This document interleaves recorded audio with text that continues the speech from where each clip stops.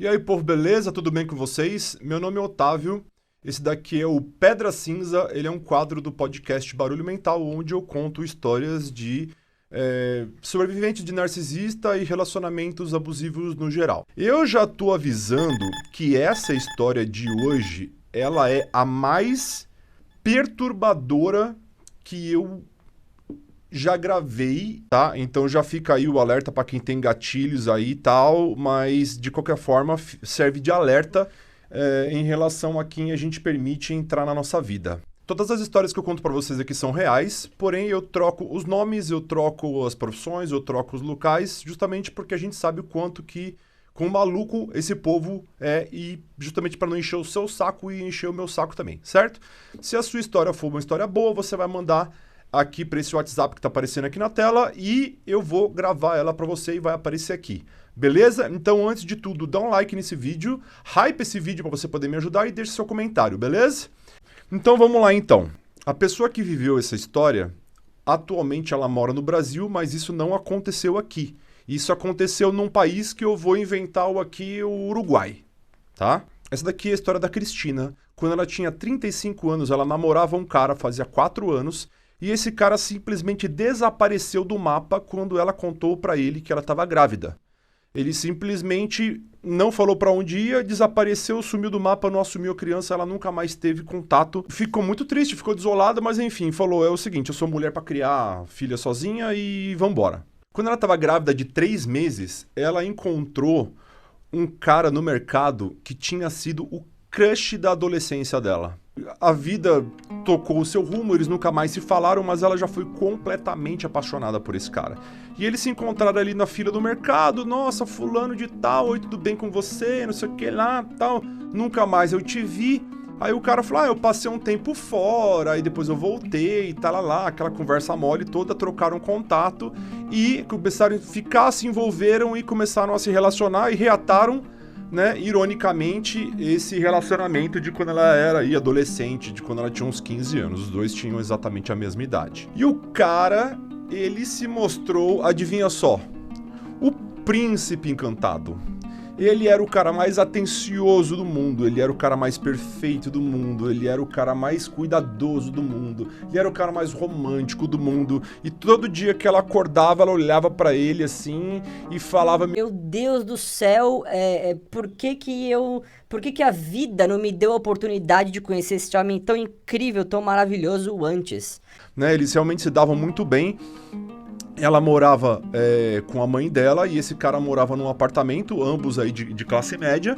E o fato dela estar grávida de 3 meses foi como se fosse um combustível para esse cara amar ela e tratar ela da melhor forma possível. Ele falava assim, eu sempre quis ser pai e nunca tive oportunidade, ou nunca aconteceu nenhum relacionamento onde vingou eu ser pai, e vai ser uma honra assumir você, vai ser uma honra assumir essa criança.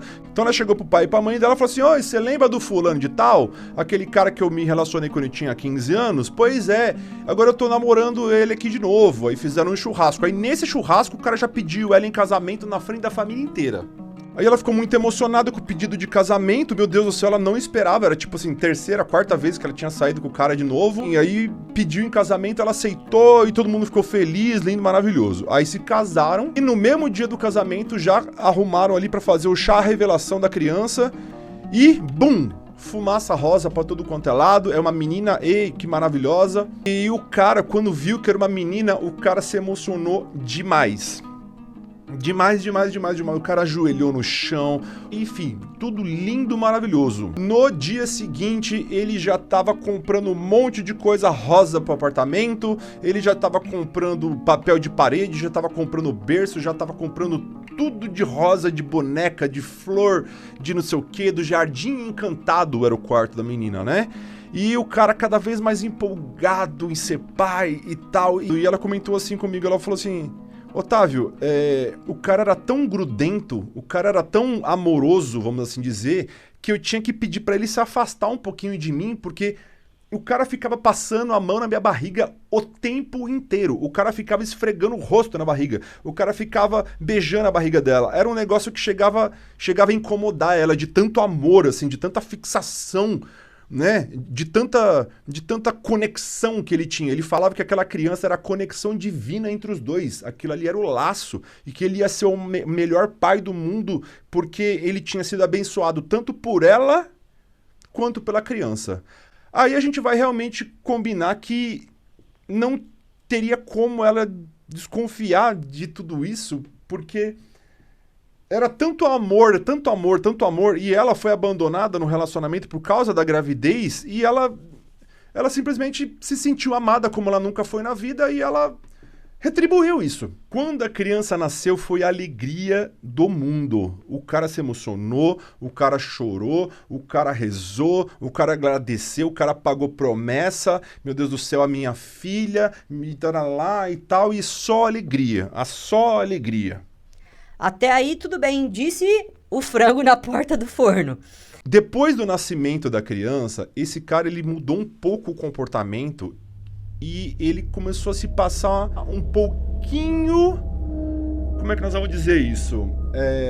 Ciumento, obsessivamente ciumento em relação à criança, incluindo a mãe. Então, tudo aquilo que fazia pela criança era ele que tinha que fazer.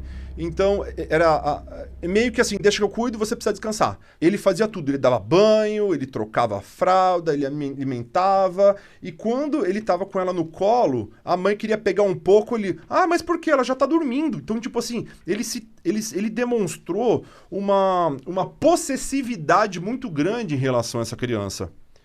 E quando as pessoas iam visitar e ele não deixava pegar, e ele não queria que entrasse no quarto por causa dos vermes, por causa do Covid, por causa do vírus, por causa de não sei o quê. Red flag pra cima dele. E isso acabou meio que estranhando ela um pouco, esse comportamento tão empolgado por parte dele, né? Ela comentou que ele fazia questão de assistir ela amamentando a criança todas as vezes. Teve uma vez que foi uma cena muito constrangedora, que ela relatou que o cara estava observando ela amamentar a criança e ele nitidamente ficou excitado. E ela falou assim, nossa, o que tá acontecendo aí? Aí o cara super sem graça, não, desculpa, não sei o que, disfarçou. Aí ela foi dormir até assim, tipo... ele ficou excitado por causa dos meus seios e tal, porque eles estão maiores agora, estão volumosos. Normal. Mas é meio esquisito, né? Você pensar que alguém poderia ficar, sei lá. Pra mim é esquisito. A Cristina, ela era gerente comercial de uma montadora de carro. E ela tinha, assim, uma rotina muito de fábrica, assim, sabe? Das 8 às 18, às vezes ela tinha que trabalhar de sábado por escala quando tinha fechamento, quando tinha os negócios lá da fábrica. E esse cara trabalhava com day trade, ele trabalhava com operações de bolsa de valores, com criptomoeda, e ele trabalhava de casa. E o que acontece? Assim que deu o tempo mínimo para a criança desmamar, ele fez questão de que ela voltasse a trabalhar no dia seguinte. Ela falou, não, eu ainda consigo pegar mais umas férias. Ele falou assim, não, vamos pegar as férias aí mais pra frente, onde eu me programo aqui também, a gente faz uma viagem, a primeira viagem da bebê, mas vamos postergar essas férias um pouco mais pra frente. A Cristina achou aquilo meio estranho, porque ele falava aquilo com tanto ímpeto, que era até um pouco imperativo, assim, como se ele estivesse mandando nela. Não, você vai e acabou e tal. Mas ela sempre encarou aquilo tudo como um excesso de zelo, como um excesso de amor. Afinal de contas, ele sempre foi o cara perfeito. Afinal de contas, ele sempre foi o príncipe encantado. Afinal de contas, tudo aquilo que o cara fazia era para o bem da família, era para o bem da bebê, certo? Aí o que acontece? A Cristina falou, então beleza, mas nós vamos contratar uma babá. Afinal de contas, eu não vou deixar você, que nem tem experiência com criança, cuidar da bebê, então a gente contrata uma babá e você foca no seu trabalho. Aí ele, não precisa. Ela falou assim, não, nós vamos contratar uma babá e acabou. Aí contrataram uma babá. Depois de 3 semanas que a babá estava lá na casa, ele começou a falar da babá. Não, que ela não tem jeito com criança, que não sei o que das quantas, que ela não faz nada, que ela só fica no celular, que a criança chora, ela demora pra ir. Aí a Cristina chegou pra babá e falou assim, e aí, o que tá acontecendo? Ela falou assim, eu não consigo fazer nada, ele não deixa eu chegar perto da criança. Quando a criança tá na hora de trocar, ele passa na minha frente correndo já com a fralda, já troca. A criança respira e ele tá em cima dela. Então, assim, realmente eu não tô trabalhando aqui. Ele fica lá o tempo inteiro no computador, mas qualquer coisa que acontece com a criança, ele corre aqui e é isso. Aí a babá foi dispensada. Nessa altura do campeonato, o cara já tava com câmera de vigilância no quarto da criança, já tava lá com cada cômodo da casa, tinha um tablet com a babá eletrônica ali em cima da criança. Então você estava na cozinha, você olhava pro lado, tinha um tablet, você conseguia ver o bebê. Você estava no banheiro, você conseguia ver o bebê. Você estava no quarto, você conseguia ver o bebê. O bebê, ele era super, hiper vigiado. Do quarto pro quinto mês da bebê, o ciúme dele ficou cada vez mais possessivo. Ela chegou a sugerir que ele fizesse terapia, porque realmente estava impressionante essa obsessão pela criança, e ele falava, não, é porque ela é tudo pra mim, ela é o meu maior tesouro, ela é linda demais, olha só, ela é loira de olhos azuis, ela é a bebê mais linda do mundo, eu não preciso de terapia, isso daqui é excesso de amor. E do quarto mês em diante, esse cara começou a fazer muito dinheiro com o trabalho dele. Com negócio de criptomoeda, com negócio de day trade, com ações na bolsa de valores, e ele falava assim, eu tô cada vez mais trabalhando menos e ganhando mais dinheiro, porque a oscilação do Nasdaq, da bolsa, da criptomoeda, do Bitcoin, do Ethereum, do não sei o que lá das quantas, tá bombando e eu sei fazer e eu tô investindo dinheiro pra caramba. E realmente, nesse período de 4 meses a 6 meses da criança, eles trocaram de carro, eles trocaram de apartamento, eles se mudaram pra um baita de um apartamento e ela cada vez mais feliz. Ela falou, caramba, eu tenho, né, eu saí de uma classe média e fui para uma classe alta em 2 meses. Ele realmente é muito cuidadoso, ele realmente é muito amoroso e eu tô tendo a oportunidade de viver uma vida que eu nunca tive e eu jamais teria condições de dar esse tipo de coisas para criança do jeito que ele tem. Então a criança já tinha o melhor convênio, ele comprava todos os brinquedos, ele comprava um monte de coisa, tudo do bem e do melhor, e ele comprava, sabe o que ele fazia? Ele comprava fantasias para criança. Então ela tinha fantasia de princesa, tinha fantasia de Minnie, tinha fantasia da Frozen, enfim, tudo que era fantasia de criança ele comprava. Aí ela falava assim, esse monte de fantasia aqui, tava em promoção, eu comprei. Ela, mas quando que ela vai usar isso? Você veste aí. Então sempre que eles saíam de casa, a menina ia fantasiada de alguma coisa. Entendeu? Quando eles mudaram de apartamento, eles foram encaixotar as coisas, ela viu assim um monte de equipamento de áudio e vídeo. Então tinha câmera profissional, tinha tripé, tinha iluminação. Ele falou, nossa, mas quanto equipamento de vídeo? Ele falou, isso aqui é um hobby meu que eu abandonei. O tempo foi se passando. E a atividade sexual do casal foi voltando assim com certa frequência, né? E quando eles iam transar, esse cara começou a fazer questão de colocar o tablet que estava passando ali na babá eletrônica na frente dele, ou de lado. E ela começou a perceber que esse comportamento estava cada vez mais comum, estava cada vez mais corriqueiro. Então era como assim, beleza, nós vamos transar? Vamos. Aí ele colocava o tablet aqui, não, é só para ver se tá tudo bem. E ela percebeu um negócio que foi muito esquisito, que por algum motivo, se a criança chorasse enquanto eles estavam no ato, esse cara se empolgava cada vez mais. E ela ficou com aquilo na cabeça, mas tá tudo certo. Cada dia se passava, mais dinheiro entrava. Aí chegou um ponto que ela falou assim pra ele, escuta, eu tô trabalhando demais. Eu tô estressada, meu cabelo tá caindo, não aguento mais meu chefe. Eu acho que eu vou parar de trabalhar. Financeiramente a gente não precisa.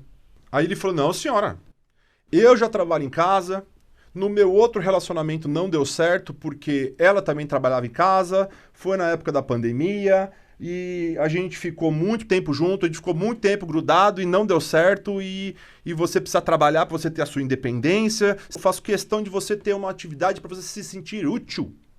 Então você vai trabalhar sim. Conforme a bebê ia crescendo, ela percebeu que sempre que o cara ia pegar ela no colo, a bebê chorava.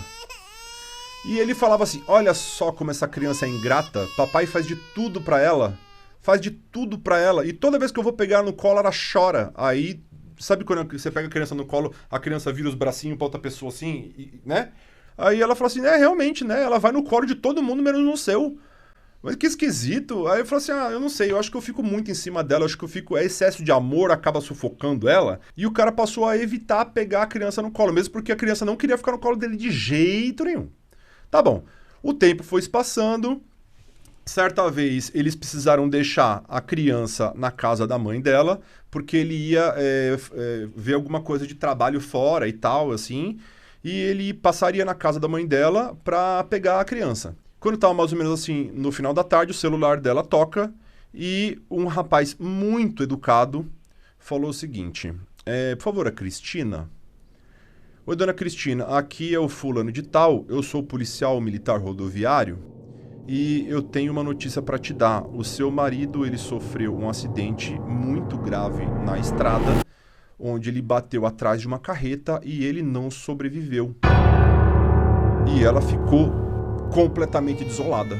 O mundo dela caiu, não é por menos, tal, enfim, tudo aquele negócio de velório, ela entrou em depressão, ela estava tendo crises fortíssimas de ansiedade, ela teve que passar no psiquiatra, ela foi medicada, ela começou a fazer terapia, todo mundo dando o maior carinho e amor para ela.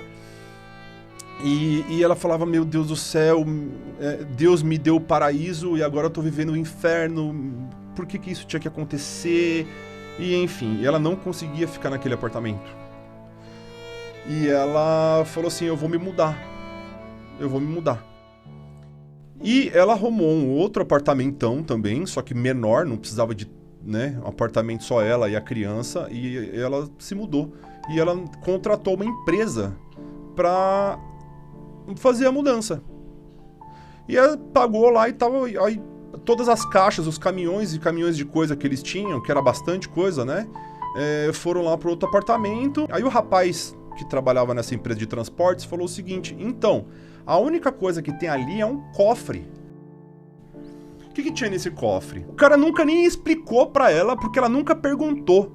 Mesmo porque esse cara nunca mexeu lá. Ela nunca viu esse cara abrindo esse cofre pra nada. Ela sabia que lá dentro tinham coisas importantes de trabalho dele, tipo senhas de criptomoeda, chave reserva do carro, colocava lá, chave reserva da casa, colocava lá, código do alarme da casa, colocava lá. Mas é tipo assim, ele nunca abria aquele cofre pra absolutamente nada na frente dela. Aí ela foi atrás disso, contratou a empresa especializada em abrir cofre, abriu o cofre, colocou todas as coisas que tinham lá dentro de uma caixa de papelão. E o que tinha dentro dessa caixa de papelão? Tinham 4 HDs externos, 3 pendrives, passaporte, documento, bababá, um livro um caderninho, com um monte de anotações que ela não entendia, com um monte de códigos, tinha alguns endereços aleatórios pelo mundo, tinha endereço no leste europeu, tinha endereço na Alemanha, tinha endereço na Rússia, tinha endereço na China. Ele falou, eram anotações de próprio punho dentro de um caderno em cima das coisas lá. E ela pegou essa caixa, levou para um canto e colocou num quartinho de dispensa que tava lá, num quartinho de um dos quartos do apartamento, que seria o quarto de hóspedes. E largou lá. E ela continuou muito depressiva, enfim, luto. Essa mulher sofreu demais com a morte dele. O tempo se passou, a criança já estava com mais de um ano e pouco, e a criança andando pela casa inteira, se escorando nas paredes, aquela coisa de criança mexendo em tudo, né? Aí certa vez a menina passou por ela assim e tinha um negócio na boca. Assim, um negócio... Assim, ó. A menina passou mordendo um negócio assim. Aí ela falou assim, Angélica, vem aqui. O que é isso que você tem na boca? Aí mostrou pra ela o que era. Era um pendrive. Falei, mas de onde veio esse pendrive? Aí ela falou, certeza que essa xeretinha tava fuçando na caixa lá que tava no cofre. Ela falou, bom, deixa eu tirar essa caixa daqui, antes que essa menina engula o pendrive e eu tenho que correr com ela pro hospital. Aí ela pegou a caixa e falou assim, que será que tem aqui dentro desses HDs e dentro desses pendrives? É agora que eu tenho que medir muito cautelosamente como que eu vou narrar isso daqui pro YouTube não me banir para sempre. Ali estavam organizados por meses, por datas, infinitos materiais de pedofilia.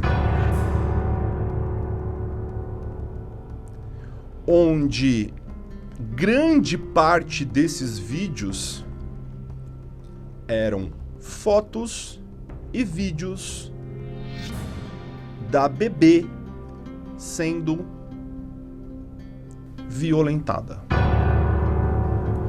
Eu não sei até que nível de detalhe eu posso dar ou até que nível de detalhe você quer saber.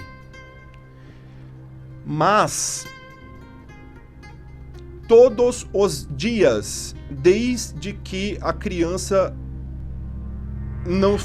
não era tão frágil, a partir do momento que a criança cresceu a ponto dela conseguir sustentar o próprio pescoço na cabeça, não é aquela cabeça molinha de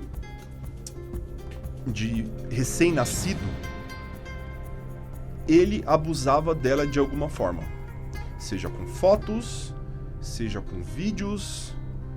Todas aquelas fantasias que ele comprava tinham fotos delas ali, tinham vídeos dele fazendo exatamente isso que você tá pensando. Esse cara chegou a passar leite condensado. Você entendeu? Eu vou até aí. Aquela mulher ficou num estado de choque absurdo com aquilo que ela viu. Foi o tempo dela ligar pros pais dela e entrar em colapso. Ela ligou pros pais dela chorando. Os pais correram pra lá. Agora você imagina, essa mulher passando ainda em luto, onde a figura do cara era simplesmente o Deus na Terra, onde ela foi de mulher mais feliz do mundo, mais realizada do mundo, ela passou de viúva e o filho da puta abusava da filha deles com muita frequência. Os pais dela pegaram esse material e levaram para a polícia. Essa mulher, ela foi interrogada dezenas de vezes, onde todo aquele material, aqueles códigos que encontraram, aquelas anotações, aquele tudo. Só que ali não tinha só material da filha, ali tinha material de muitas crianças. Aquilo ali seguiu-se investigação. Ele fazia parte de uma facção criminosa onde eles vendiam vídeos de crianças por até R$30 mil. E todos os pagamentos que esse cara recebia era em Bitcoin. Essa mulher ficou muito desolada. Ela começou a ter delírios, começou a ter alucinações, ela simplesmente não dormia. Ela precisou de ser medicada, enfim, você imagina o que essa mulher não passou.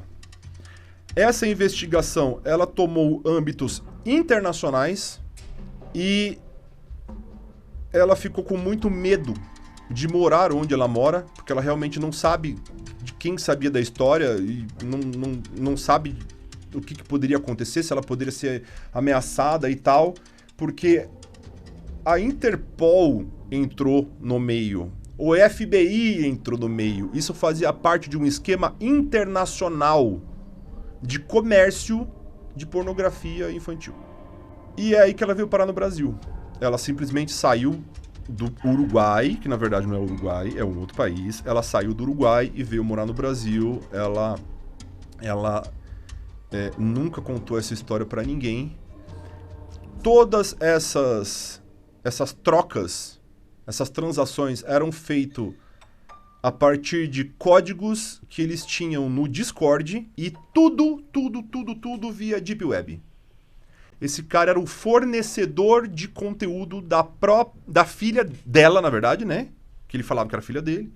E ela fala assim, Otávio, tudo encaixou nos quebras-cabeças. O porquê que o cara tinha equipamento de filmagem em casa, o porquê que ele era obcecado pela criança e o porquê que a bebê entrava em desespero e chorava muito quando ele pegava a bebê no colo. Hoje, a Cristina participa de grupos de apoio a vítimas de abuso, ajuda a polícia com informações sobre predadores que se infiltram em ambientes aparentemente seguros. Hoje ela trabalha com isso.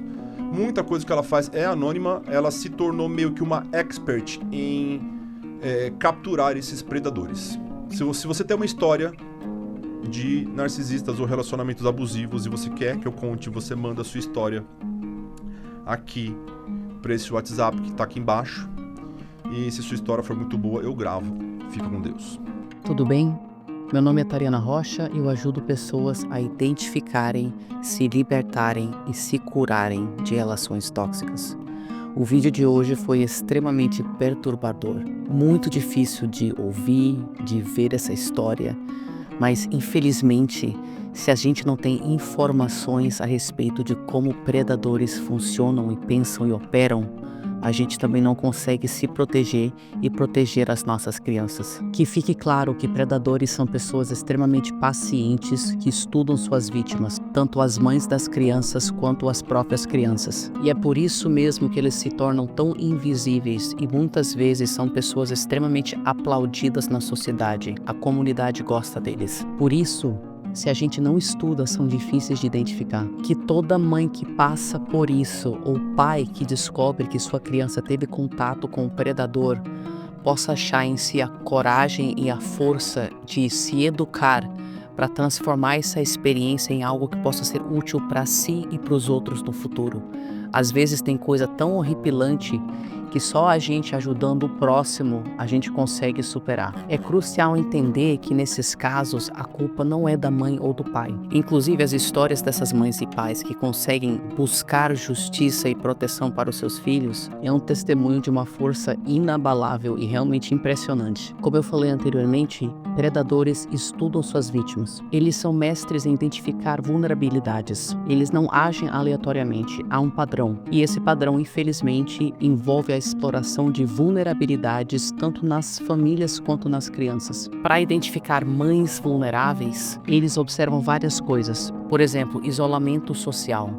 Mães sem apoio familiar que recém chegaram numa comunidade ou que têm dificuldades sociais. Mães com problemas financeiros ou emocionais. Mães que estão passando, por exemplo, por situações de extremo estresse, de baques e que estão procurando algum tipo de apoio. Mães que demonstram confiança excessiva ou mesmo ingenuidade. Pessoas que confiam facilmente em figuras de autoridade ou em quem mostra boas intenções. Claro, buscam mães que não têm conhecimento sobre o assunto. Os predadores se aproveitam da desinformação das pessoas ou mesmo do tabu em se falar sobre esse assunto. Em casos mais extremos, às vezes o predador percebe que a mãe não cuida, ela negligencia ou mesmo abusa da criança. E assim ele sabe que se ela pedir ajuda, a mãe ou o pai não vão ajudar ou acreditar na criança. Para identificar e atrair as crianças, eles também buscam certas coisas. Por exemplo, crianças carentes de atenção, seja porque os pais andam bastante ocupados, porque elas parecem sozinhas, elas têm baixa autoestima, ou mesmo pais emocionalmente distantes. Pais que estão passando por qualquer tipo de situação estressante e não conseguem estar tão disponíveis para a criança. Eles focam em crianças com vulnerabilidades sociais e emocionais. Crianças isoladas, que estão passando por dificuldades como bullying, que demonstram sinais de negligência, tipo roupas sujas ou rasgadas o tempo inteiro, ou que são carentes de atenção. Mesmo a natureza curiosa das crianças é explorada. A ingenuidade da criança permite ao predador oferecer jogos, brinquedos, presentes ou mesmo informações secretas que ele diz para a criança que ela não pode contar para ninguém. Crianças que não sabem que existem toques inapropriados e não sabem com quem falar caso alguém as toque dessa forma. Predadores buscam acesso facilitado a crianças, lugares onde a supervisão é menor, como em grupos, ou até mesmo dentro do círculo familiar ou de amigos. Muitas vezes, predadores que têm como alvo várias crianças ao longo da vida criam uma personalidade muito agradável para os outros, de forma que eles estão sempre acima de suspeitas. Existem predadores que se convencem até que a criança está gostando ou que aquilo é uma forma de amor e que na verdade é a sociedade que está atrasada. Outros são narcísicos e estão no espectro da psicopatia e literalmente não conseguem sentir que a criança é um ser humano. Ela é só um objeto, um instrumento de prazer para ele usar. Os predadores que conseguem sentir alguma coisa se convencem que quando a criança responde às suas manipulações, que isso é um sinal de que ela está pedindo ou gostando. E aí existem os grupos organizados. Longe de serem lobos solitários, muitos predadores se organizam em comunidades online, como por exemplo na Deep Web ou em fóruns e chats criptografados. Nesses espaços eles compartilham fotos, bem como informações sobre como abordar crianças e evitar serem pegos. Eles até desenvolvem uma linguagem própria para se identificarem e para desumanizarem a vítima. Predadores podem ser extremamente pacientes. Eles podem esperar anos para infiltrar uma bolha familiar ou criar um vínculo com os pais da criança. Eles começam frequentemente com pequenos atos de gentileza, formas de ajudar a família. Eles podem demonstrar atenção excessiva às crianças.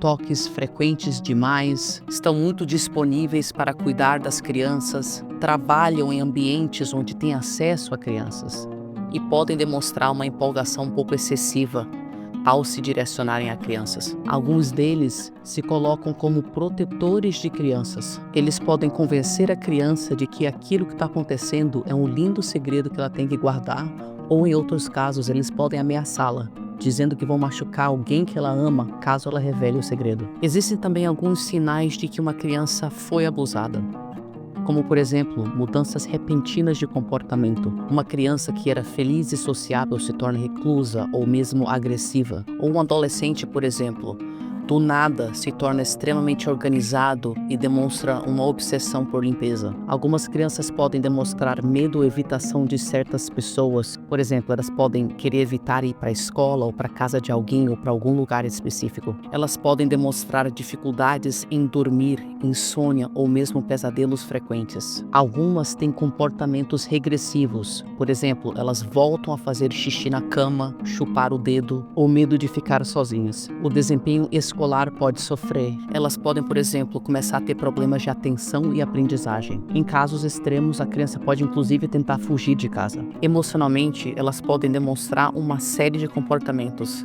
depressão ou tristeza paralisante, automutilação até em algumas situações, ansiedade ou medos excessivos ou mesmo alterações intensas de humor. Elas podem de repente negligenciar a higiene pessoal, passar a comer demais ou deixar de comer, ter dificuldade de sentar, ter lesões ou infecções recorrentes. Todos esses são alguns sinais de que uma criança pode ter sido abusada. Eu sei que isso foi tudo uma lista muito curta sobre esses tipos de crimes, mas honestamente o primeiro passo é se educar mesmo. Então, se você quiser proteger, comece seguindo canais de pessoas que falam sobre esse tipo de crime. Isso pode ser particularmente difícil para vocês que também sofreram abuso e não tiveram para quem recorrer, porque pode ser insuportável voltar para esse lugar de dor. Mas é através da educação e do esclarecimento que a gente consegue se proteger e, acima de tudo, proteger as crianças e adolescentes. Precisamos estar vigilantes e educar as crianças a respeito de limites com os corpos. Acima de tudo, criar um ambiente seguro onde elas se sintam à vontade para pedir ajuda se elas precisarem. Enfim, a realidade é que a proteção das crianças e adolescentes é uma responsabilidade de todo mundo. Se você suspeita de algum abuso, denuncie, não espere. Apesar de extremamente difícil ouvir essa história, eu espero que tenha acendido aí um alerta dentro de você que talvez não tenha estudado esse assunto antes a começar a se aprofundar, porque sem informação a gente não consegue fazer grande coisa.